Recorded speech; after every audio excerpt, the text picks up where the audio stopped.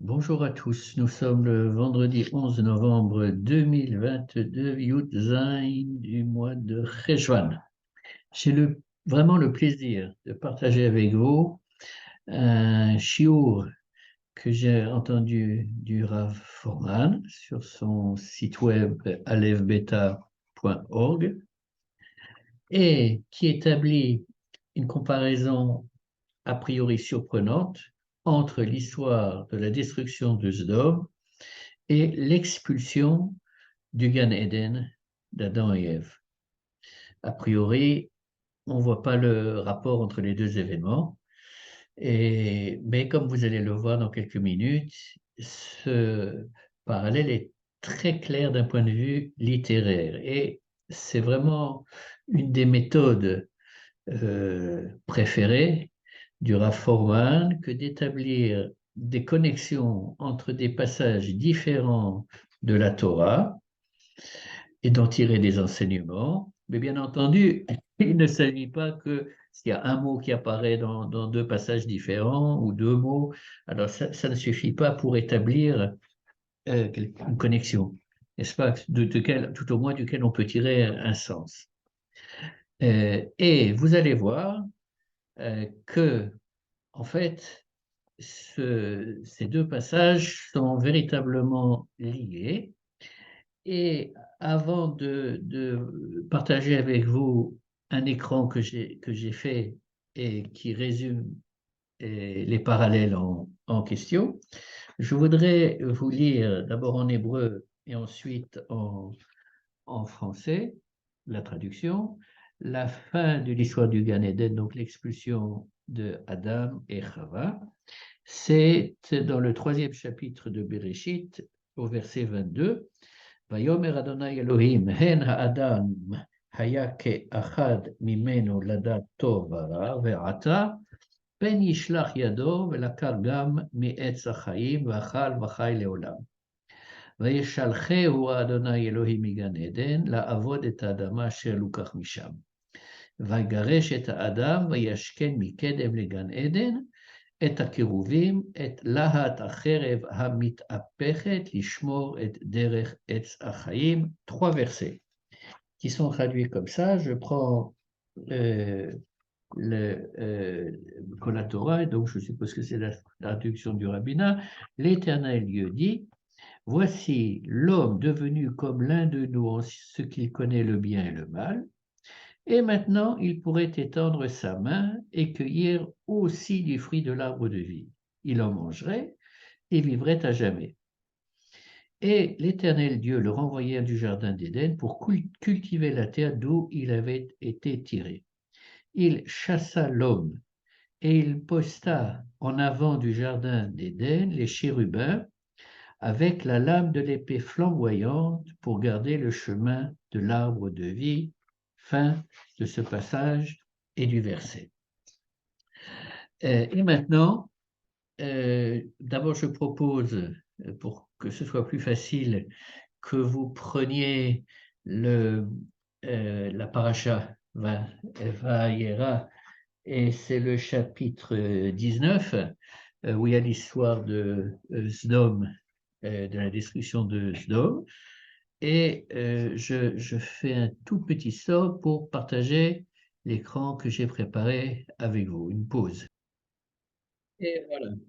Vous avez donc devant vous 7 petits extraits de versets, et on va les prendre un à un. Ceux qui sont en colonne C à gauche sont écrits dans les 3 versets que je viens de lire du chapitre 3 du Bereshit, les versets 22, 23 et 24. Et ceux qui ont lié à la destruction de Sodome sont répartis entre la paracha de Vayera et la paracha de Lech Lecha qu'on a lu la semaine dernière. Donc, le premier lien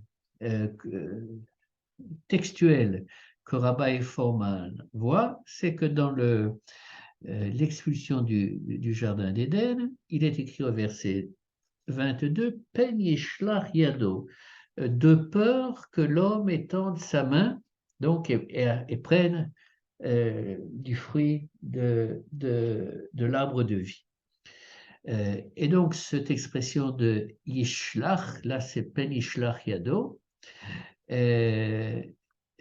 apparaît au chapitre 19, verset 9, Va Yishlechu Hanashim et Yadam.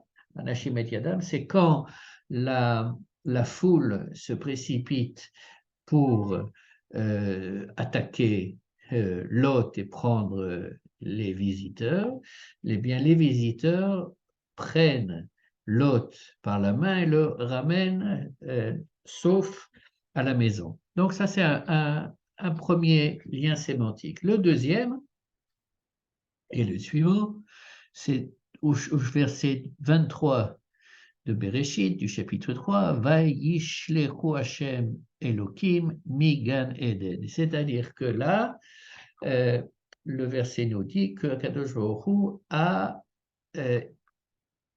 renvoyé Adam et Ève du Gan Eden. Et donc, dans la destruction de Sdom, au verset 29, il est écrit à propos de Hachem, Vaishlach et Lot mitor ha'afecha, c'est-à-dire qu'il a pris Lot et il l'a sorti de la destruction, on va traduire ça comme ça pour le moment, de la destruction de Sdom. Troisième lien sémantique, eh bien, oui, dans l'expulsion du Gan Eden, le mot Gan apparaît clairement, Gan Eden, au verset 23, et quand on revient à l'Ech Lecha, vous vous rappelez avec cette histoire des bergers de Lot et des bergers d'Avram qui se disputent. Alors Avram dit à Lot, ne nous disputons pas, séparons-nous. Si tu vas à gauche, j'irai à droite. Si tu vas à droite, moi, j'irai à gauche. Et donc, Lot regarde autour de lui et puis il voit que la région de Sdom est fertile, splendide, belle. Et le verset qui décrit cet état, qui est le verset 10, emploie le mot Kegan Hashem. C'est-à-dire qu'en fait, le lien sémantique est encore plus fort, puisque non seulement c'est le mot Gan qui veut dire jardin qui est utilisé, mais là, pour décrire la région de Sdom et Amora, c'est Gan Hashem. Or, le jardin d'Éden, c'est aussi Gan Hashem. Bien, lien numéro 3, on passe au lien numéro 4. Pour garder donc, pour empêcher l'homme d'aller vers l'arbre de vie, qu'est-ce que fait Hachem Elohim? Il place des chérubins en tant que gardiens pour empêcher la venue ou le passage de l'homme vers l'arbre de vie.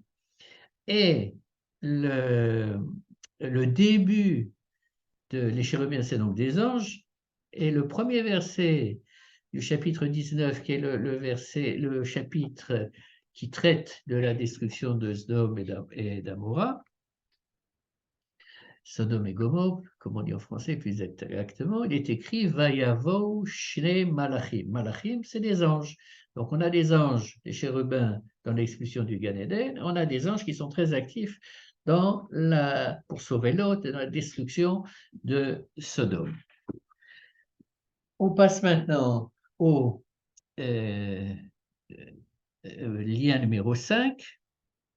Le Rav Fohrman fait attention qu'au verset 24 du chapitre 3 de Bereshit, il est écrit Mikedem, le Gan Eden, c'est-à-dire à l'est du jardin d'Éden.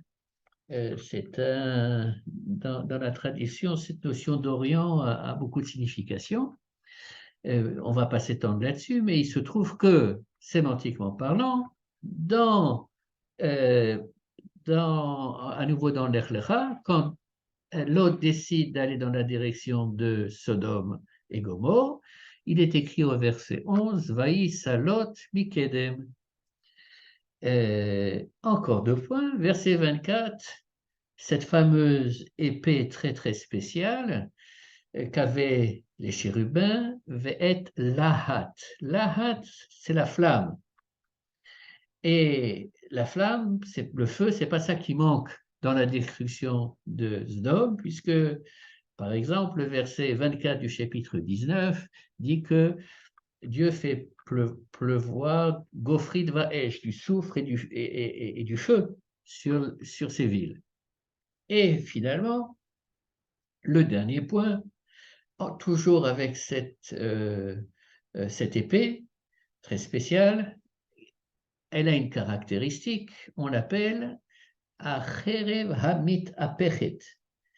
En vérité, il me semble que la traduction du rabbinat, à mes yeux en tout cas, fait l'impasse sur ce mot de mitaperet.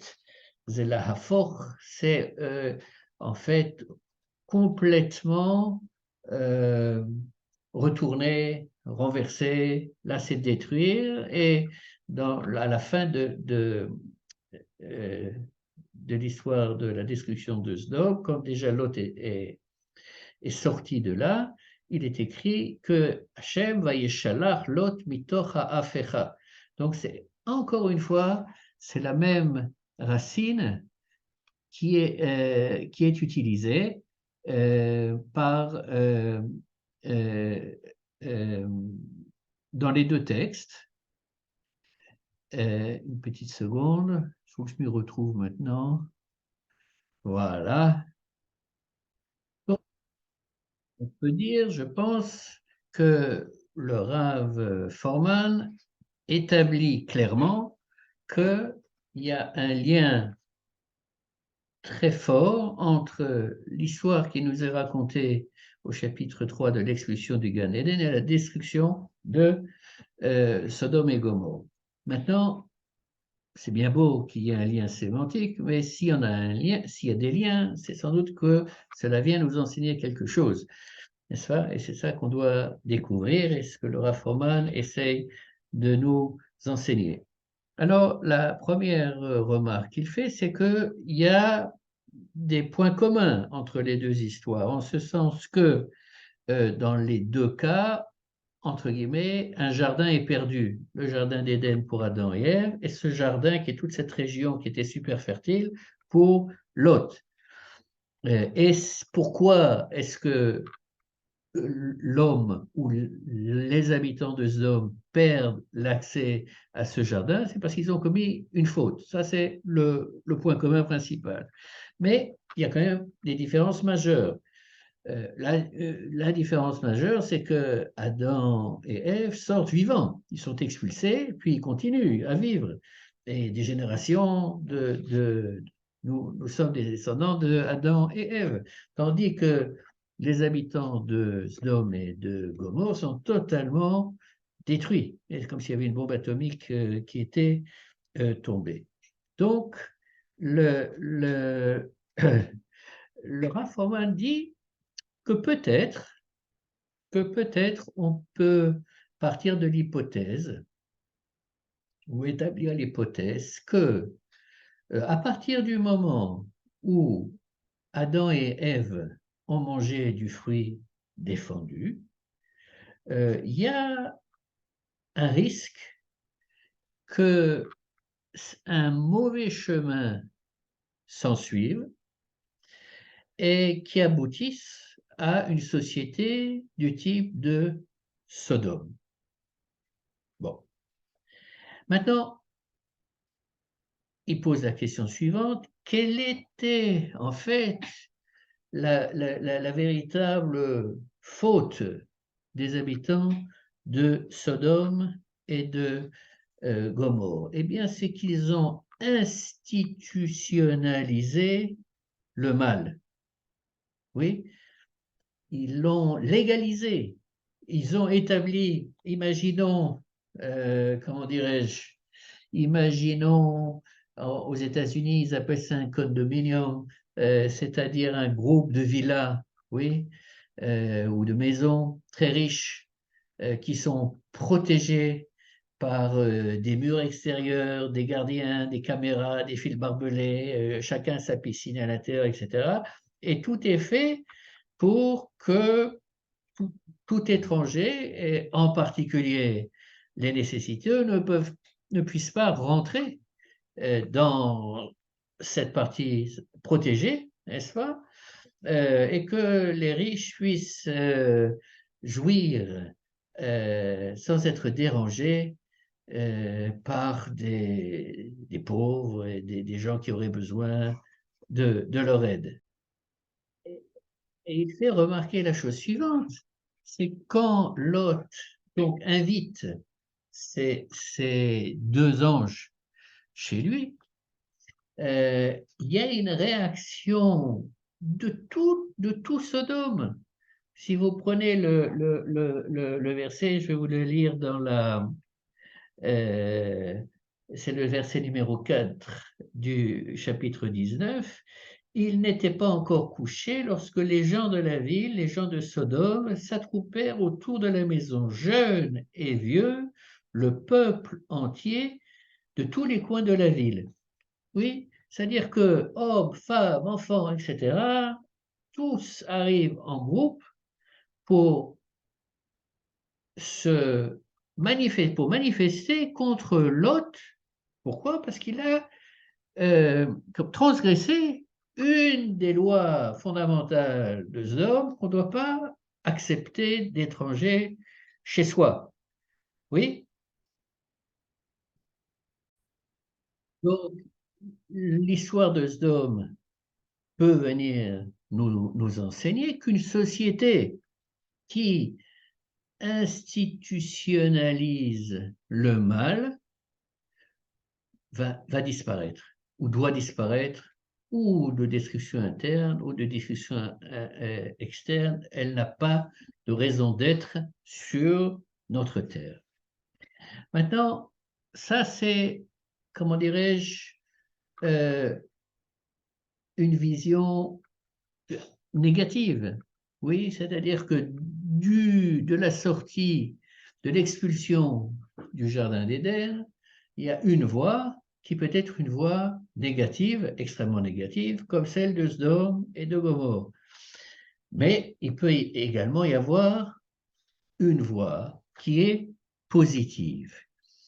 Et là, le Rav Forman va nous introduire le 8e parallèle que je n'ai pas écrit dans le fichier Excel pour garder la surprise, qui existe entre l'histoire de Sodome et celle de Gomorrhe.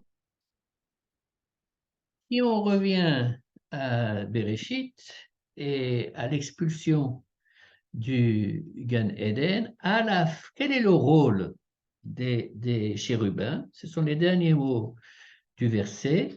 Lishmo et derech etz achaim, pour garder le chemin de l'arbre de vie, garder en signifiant pour empêcher qu'on arrive à cet arbre de vie. Or,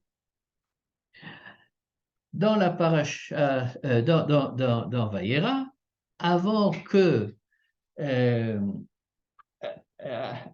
Akadosh Baruch Hu envoie les anges pour détruire Sodome, il y a ce fameux dialogue qui va débuter de cette négociation sur le nombre de justes qu'il peut y avoir dans Sodome pour empêcher la destruction. Mais avant ça, il y a un passage clé qui commence au verset 17. Je vais dire d'abord en français 17 et vais dire les versets 17 et 18 et 19 en fait. Or l'Éternel avait dit, tairai-je à Abraham ce que je vais faire? Abraham ne doit-il pas devenir une nation grande et puissante et une cause de bonheur pour toutes les nations de la terre? Et là, le verset clé, que je ne lirai, si je l'ai distingué, c'est pour qu'il prescrive à ses fils et à sa maison, après lui, d'observer la voie de l'Éternel en pratiquant la vertu et la justice, afin que l'Éternel accomplisse sur Abraham ce qu'il a déclaré à son égard. Et je prends l'extrait en hébreu qui est parallèle à celui qu'on vient de lire avec les chérubins. Veshamru der Adonai la sot tzedaka ou mishpat. C'est-à-dire que les chérubins leur rôle, lishmo et derech et sachaim, doivent garder le chemin qui mène à l'arbre de vie, et le rôle d'Abraham et de sa descendance, c'est Veshamu derech Adonai, qui garde le chemin de Dieu, la sot, tzedaka ou mishpat, de faire ce qui est juste et ce qui est droit. Une petite aparté importante, le Rav Forman fait remarquer que les chérubins n'apparaissent que 2 fois dans la Torah. Premièrement, ici, ce qu'on a vu pour garder l'accès à l'arbre de vie, et deuxièmement, dans le Mishkan, puisqu'on a les Kruvim, les fameux Kruvim, qui vont être à l'entrée de là où il y a l'Aaron HaKodesh, l'Arche Sainte, et à l'intérieur duquel il y a les tables de la loi et les tables, d'après la tradition, et ce qui a été brisé des premières tables et les secondes tables. Oui, donc, dit-il, et sur la base de nos commentateurs bien évidemment, ici, dans l'expulsion de Gan Eden, eh bien, il est clair que c'est l'Ishmor et Deretz Achaim, l'arbre de vie, mais comment est-ce qu'on appelle la Torah dans les Proverbes? Etz Chaim Hi. Oui, quand on rentre à la synagogue, quand on rentre à la Torah, Etz Chaim Hi la Machazikim Ba, c'est un arbre de vie pour ceux qui la tiennent, n'est-ce pas? Donc, il y a véritablement identité entre l'arbre de vie et la Torah.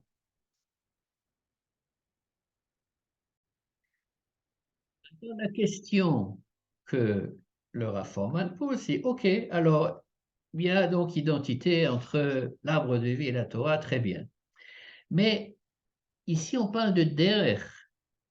Oui, il y a un chemin. Donc, il y a le bon chemin et le mauvais chemin. Oui. Et quel est le bon chemin? En quoi consiste-t-il? En quoi cela consiste-t-il de garder la Torah en quelque sorte, l'arzikota etzraimi la machazi kimba? Eh bien, tout simplement, c'est ce qui nous est indiqué dans le verset avec Abraham, la sot, tzedaka ou mishpat. Oui, c'est-à-dire qu'il y a 2 valeurs qui sont fondamentales, qui doivent coexister dans la société juive, ou je dirais a priori dans toute société qui va être une bonne société, c'est le tzedek et le mishpat. Attends, en hébreu, et peut-être pas uniquement en hébreu, c'est des termes qui peuvent paraître semblables, mais ils ne sont pas tout à fait, ils sont pas identiques, ce ne sont pas des synonymes. La première valeur, c'est ce qu'on dirait la justice. Oui, il faut que le monde dans lequel nous vivons soit juste, et pour ça, il faut qu'il y ait des règles qui soient appliquées, et que si elles sont transgressées, eh bien, les gens en subissent les conséquences. Ça, c'est le mot en hébreu de mishpat. Mais ce n'est pas suffisant. C'est-à-dire qu'une société qui ne serait basée que là-dessus n'aurait pas comment dirais-je, ne pourrait pas vivre non plus à long terme. La deuxième valeur qu'on est obligé d'introduire, c'est le tzedek, c'est-à-dire quelque chose qui est équitable. Oui, en ce sens que s'il y a quelqu'un de pauvre, par exemple, oui, bon, bah, il est pauvre. Je pense que ce n'est pas la faute de beaucoup de personnes, mais n'empêche que, alors peut-être que d'un point de vue du droit, de la justice, eh bien, c'est normal qu'il soit pauvre, mais on ne peut pas et c'est peut-être comme ça que voient les républicains aux États-Unis sans faire de politique, mais on ne peut pas se cacher derrière cette entre guillemets justice pour dire bah, c'est pas mon problème, j'en ai rien à faire, je vais rester dans ma villa avec la piscine etc. Et je ne vais pas m'occuper des gens qui ont besoin d'être aidés. Le tzedek, et c'est pas par hasard que tzedaka c'est sur la même racine, est partie intégrante de ce que doit être la société que les Bnei Israël, les descendants d'Abraham, va créer et Tzedek et Mishpat. Et c'est pourquoi, à mon avis, je l'ai dit dans d'autres vidéos, au niveau des prophètes, c'est vraiment un thème qui revient constamment et où il s'exprime en disant Dieu n'a pas besoin de sacrifice, mais il a besoin que la société soit guidée par Tzedaka ou Mishpat. Et ce qui est juste et droit. Et le problème de Sdom, c'est que il n'avait pris qu'une valeur, et en plus il avait complètement dévoyé, oui, et par conséquent, c'était une société qui devait être détruite et qui a été détruite. Et nous, notre rôle, c'est d'être actifs dans la mesure de nos moyens, dans l'établissement d'un meilleur monde autour de nous où on va pouvoir, on voudra bien aider ceux qui ont besoin d'être aidés, que nous y arrivions tous, et Shabbat Shalom.